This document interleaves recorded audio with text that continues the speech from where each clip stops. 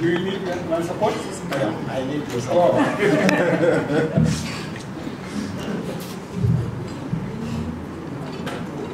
Dear cousin, Ambassador, Dr. Bambo. Now, you see how many of you have families where somebody is both a doctor, an ambassador, and a governor. So we know how to break the rules. I have a special request from, I have many relatives. Some of them, they speak different languages. And they have to travel tonight to go somewhere else. So they cannot stay here for a long time. So we are not interfering with the program. The program will continue as it was done. But these specials, I don't know whether no, they have to be my children.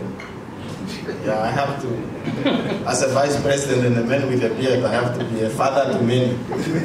Can my children please come in front and tell us what they want to tell us?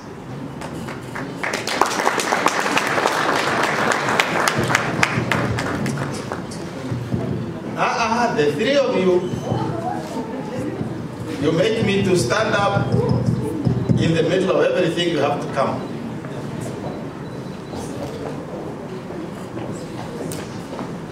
And at least prove that what Dr. Mbambo was talking is true.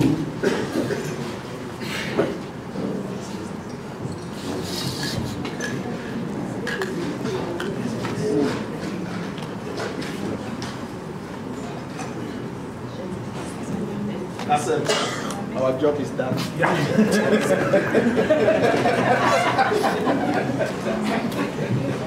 Thank you very much, His Excellency, and all protocol observed.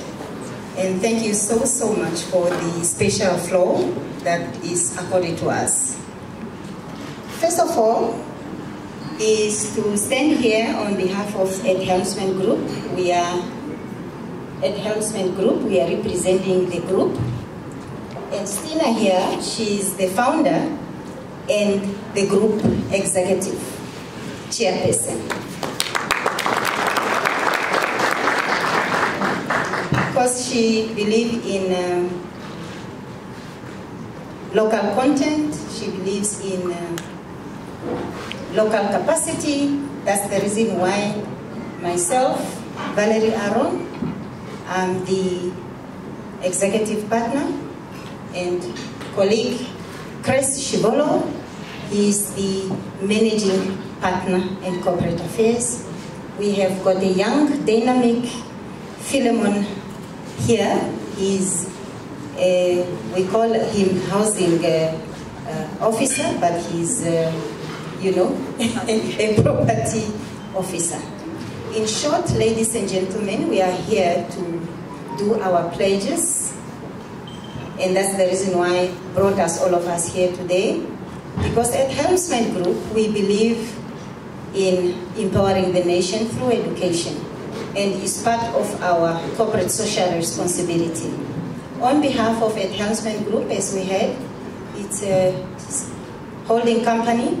And on behalf of Marigold Hotel, it's a newly established 5-star hotel in the Republic of Namibia. You find it in Vindu. It's not yet officially open.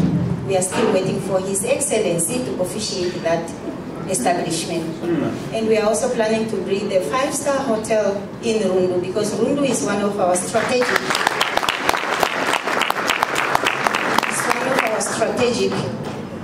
town.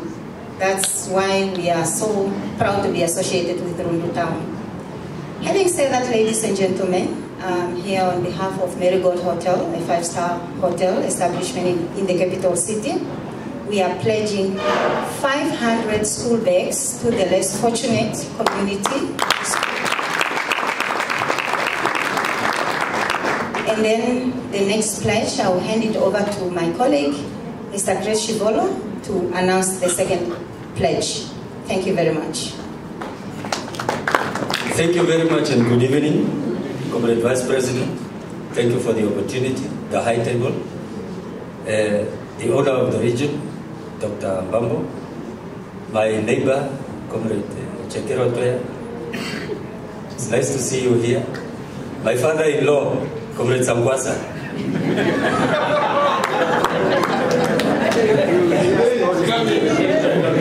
Madam Bumba. My classmate at the Swago Party School, Comrade Joanna Kajim.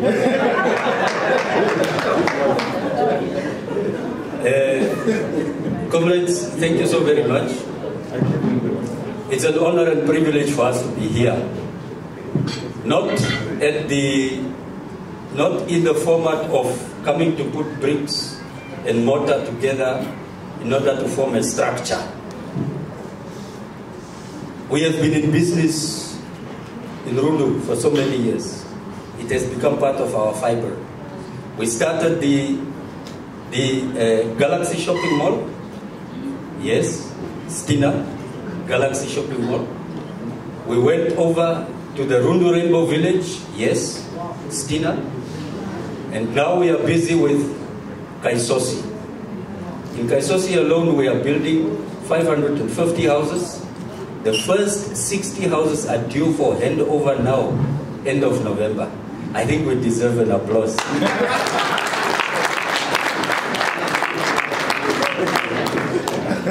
On behalf of the group, of which I'm proud to be a shareholder, and in the same time also the managing partner, which you don't really find easily, we are pledging a cash amount of 50,000 Namibian dollars.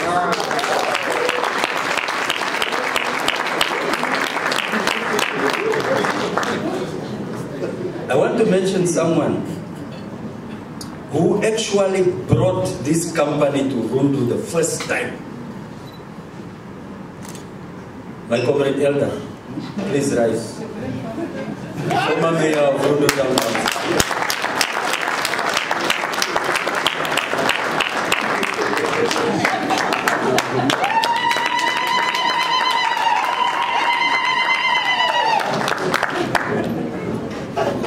He said, my children, please come.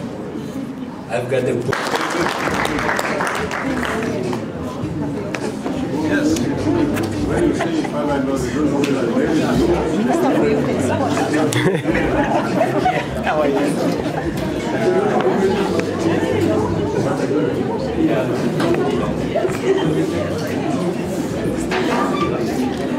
In gratitude, allow me to bestow the honor on our esteemed guest, His Excellency, Vice President of the Republic of Namibia, Nangolo Mbumba. Again, I stand before you all today, humbled in appreciation that today our voices as the Mururwani learners will be heard. In the face of the common challenges that we face, we want you, our leaders, to remember our timeless words of longing for change.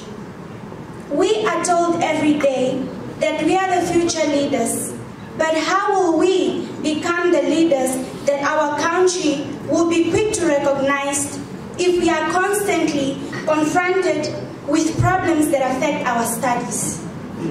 We are confronted with poor accommodation that facilitate or promote contagious diseases among all learners. We are again told that a Namibian child has a right to shelter and food, and we are beginning to question that statement.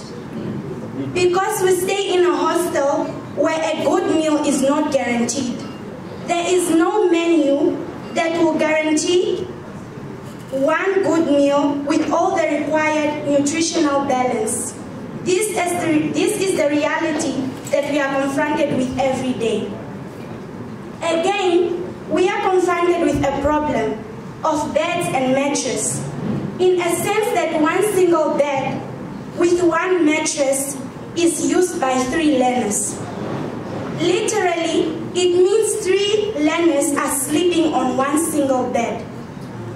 Also, the dining room does not serve its purpose because the dining room is used to learners who are sleeping there.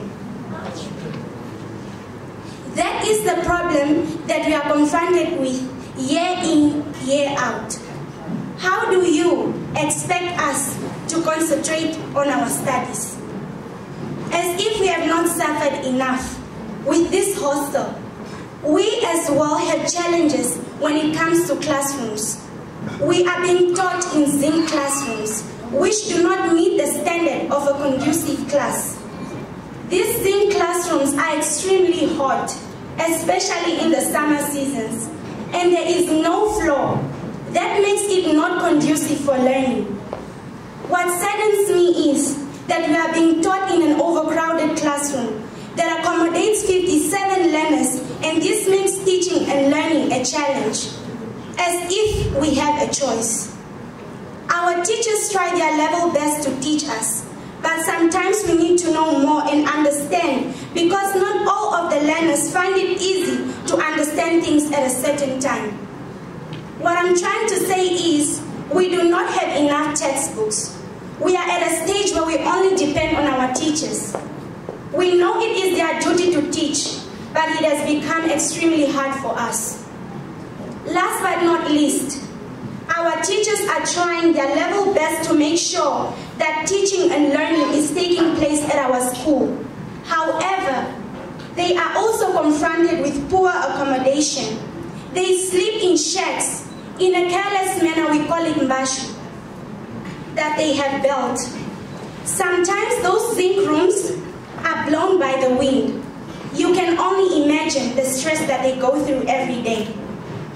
The teachers' houses were built halfway. The houses are just there as statues. Again, teachers are using storerooms as offices because there are no offices that they can use to plan and keep their teaching materials. These are the challenges that we are confronted with, but then these problems are deliberated on mutedly. We pray and hope that you will take our longing cries into consideration. Thank you all, and God bless you. To observe the protocol as it was established by the previous speaker. As I was introduced that my name is Sikerete Anakleta, and I am called as a founder of this project. I'm going to give you a bit historical background of this project.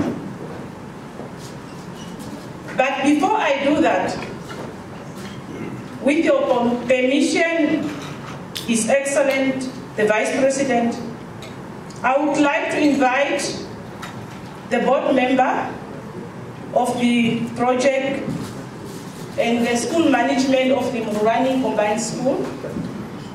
In that same time, if you allow me with your permission, we also came or brought few parents of the Mururwani from the San community. If they can just stand a bit here for the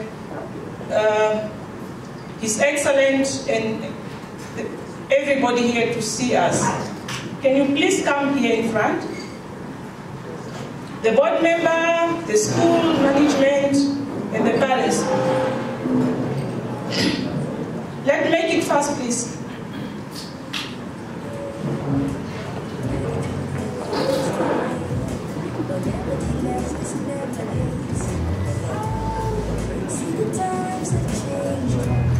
Can we make it faster, please? Fast, fast, fast, fast, please.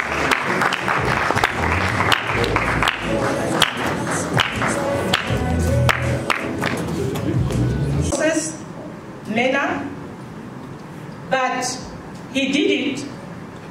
As we are talking, he's a qualified teacher, and he's now schooling, studying in Finland. He was in Malaysia, then he got a scholarship. Now he's doing his master in Finland.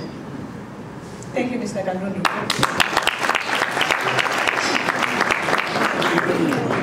Let me come back to my task. My task here is to give you the background of the Mururwani. There is a reason why decided to bring the special person in front of us to sit with us here. Myself here, I'm being called as a founder, but without him, I couldn't be called as a founder. Allow me to tell you or to let everyone understand how this happened. In the early 80s, 1980s, my father, who is sitting here,